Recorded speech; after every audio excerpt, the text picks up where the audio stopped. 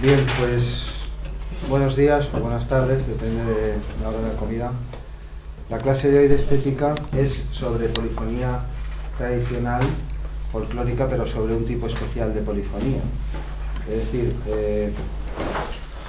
lo ilustraremos mejor sobre un mapa. Vamos a hacer, nos quedan para llegar a Grecia dos clases. La de hoy, que está centrada en los Balcanes, lo que canta la gente en los pueblos, en las montañas y cosas así. Y la de la semana que viene, que será una clase de polifonía en general de todo el mundo. La polifonía que hay tradicional por el mundo ni es tan compleja como la que van a ver hoy, ni es como la nuestra occidental. Se entiende que hay más de un cantante a la vez, que hay un bordón o drona, como se le llama, y una melodía pues más o menos complicada. Los casos que vamos a ver hoy son los casos más extremos o más complejos de producciones folclóricas, es decir, que no las ha compuesto nadie. Son las tradiciones de un pueblo, igual que la gente se sabe las canciones o las historias de sus dioses o las leyendas, pues se saben esto. Es decir, esta gente que van a ir a cantar hoy, estas piezas, no se han estudiado ni se han aprendido en ningún conservatorio ni nada, sino que es lo que la gente canta. Nos vamos a centrar hoy en los Balcanes y la semana que viene, en el curso de estética correspondiente, haremos Georgia. Ahora les mostraré qué es cada cosa. Pero eso que no les preocupe más, es decir, 3 turnos verán Georgia y 3 turnos verán Balcanes. Como van a estar en YouTube, si quieren ven la que les falta y viceversa. En un momento empezaremos a hablar de los Balcanes, pero antes es mejor que nos centremos en este mapa que he buscado. Creo que no sale Cullera. Este es el primer mapa. En este no sale Cullera, pero se sitúa, ¿no? Está por aquí en algún punto. Está aquí solo para ilustrar el tamaño de las culturas que estamos dejando al margen. Así empezamos presentando el curso. Hay leyes estéticas universales, comunes a todo tiempo y cultura, pues algunas hay. Lo que hay ya se lo estoy mostrando, los universales. El hecho de que no hay pueblos conocidos que no bailen, que no canten, las octavas, las quintas, el canto universal de Bernstein, todas estas cosas. Y más allá, nosotros vamos a centrar en Occidente ya a partir de dentro de 2 semanas, que es Grecia hasta hoy.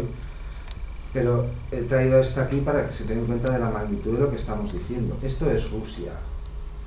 Claro, es como 3 veces o 4 de Europa. ¿Cuántos pueblos hay aquí?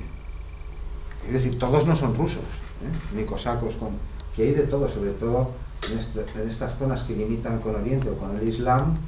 Hay todo tipo, un sinfín de pueblos. Todos no, la mayoría cantan monofónicamente. Son tradiciones pues más simples.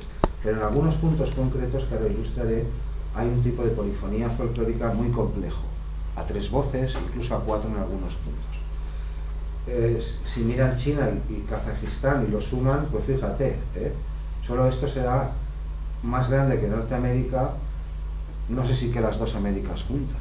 Es decir, aquí hay muchas culturas tradicionales, pueblos, ¿no?, cuyas tradiciones, no solo musicales, sino de todo tipo, están siendo estudiadas en el último siglo o en el último medio siglo. Lo que vengo a decir con esto es, hay muchos estudios sobre la música de estos pueblos que vamos a ver ahora.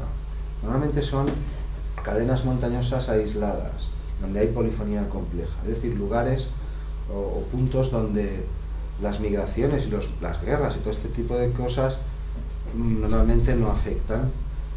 Les pondré un ejemplo aquí. Por ejemplo, los 2 focos mayores, es decir, los 2 continentes en donde más polifonía hay son África y Europa. Claro, la polifonía que se practica en África no es una polifonía mensurada como esto, pero muchos pueblos africanos cantan a varias voces. Pero en algunos puntos, como los que les estoy citando, por ejemplo los Balcanes o por ejemplo Georgia. Georgia es un caso, este es el más complejo que hay. Los georgianos nunca cantan a unísono. Bueno, si están solos, sí.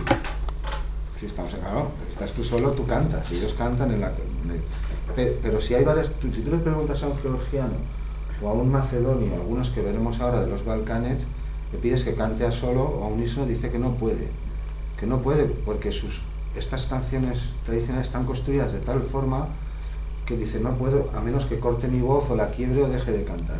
Les pondré un ejemplo. En la mayoría de producciones a las que estamos habituados musicales aquí en Occidente, hay una línea melódica o 2 o lo que quiera y un acompañamiento. A veces la melodía puede estar también en el bajo, cierto, Es decir, yo quito el acompañamiento de las armonías y sigo pudiendo cantar la melodía y se reconoce la pieza.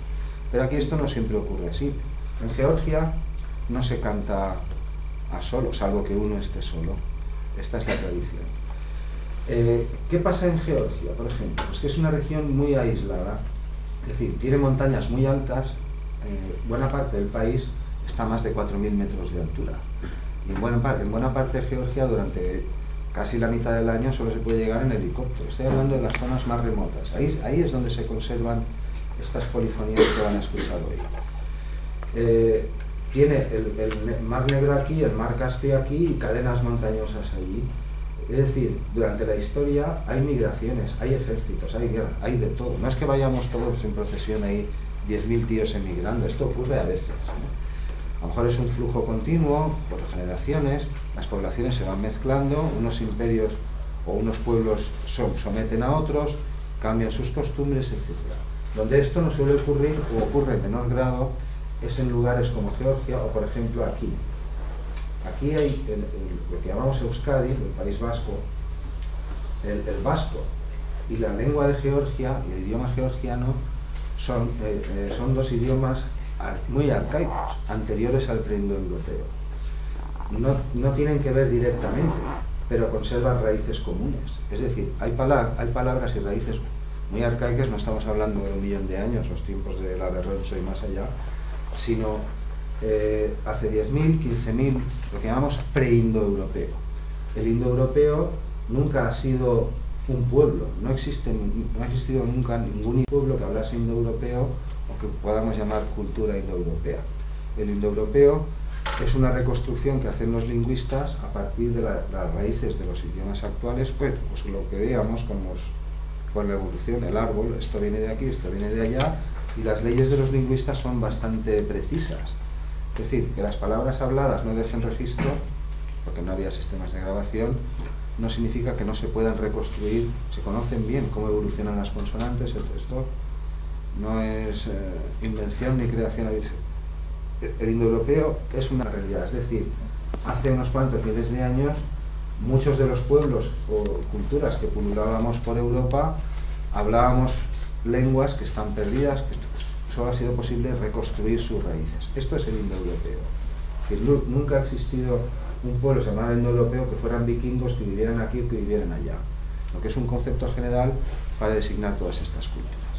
Pues bien, el vascuence actual, o euskaldun, que no sé cómo lo dicen ellos, y el georgiano son dos lenguas que no tienen nada que ver con el resto de lenguas actuales que se hablan en Europa, son mucho más arcaicas. Y lo mismo que pasa con las lenguas, pasa con las tradiciones y con las culturas. ¿Por qué? Pues porque la mitad del año, pues a ver quién sube allí. Hemos mostrado esto para que vean la inmensidad de lo que hay por ahí. El mayor problema con estas tradiciones polifónicas, es que se han hecho muchos estudios en los últimos 50 años, se han registrado cantos y hay mucha cosa publicada, pero en ruso, y en cirílico, y en eslavo, y al inglés prácticamente casi nada. Es decir, es un tema muy reciente. Incluso en Europa hemos estado más de la mitad del siglo XX ignorando que aquí, en las montañas más antiguas de Grecia, que son Epiro, el epirote todavía se canta hoy, pues había estas cosas. Lo sabían algunos, pero como que no. Es decir, ¿qué pasa en este tipo de zonas tan agrestes o tan abruptas o tan perdidas? Pues lo que le pasó al Islam. El Islam aquí ocupó toda la península, pero no pudo someter ni a vascos, ni a cántabros, ni a astures, ni a galaicos. ¿Por qué? Bueno, los galaicos sería un poco más fácil, pero llueve mucho. Pues porque esto es un sistema montañoso. Esto es lo único que sobrevivió de Occidente en tiempos de la Edad Media. En tiempos de la Edad Media España no existía. Estoy intentando aclararles por qué razones en determinados puntos muy escarpados o muy de difícil acceso, lo que se encuentra hoy en la tradición, tanto hablada como leyendas, como cultural, como música, como lo que sea, es algo muy arcaico,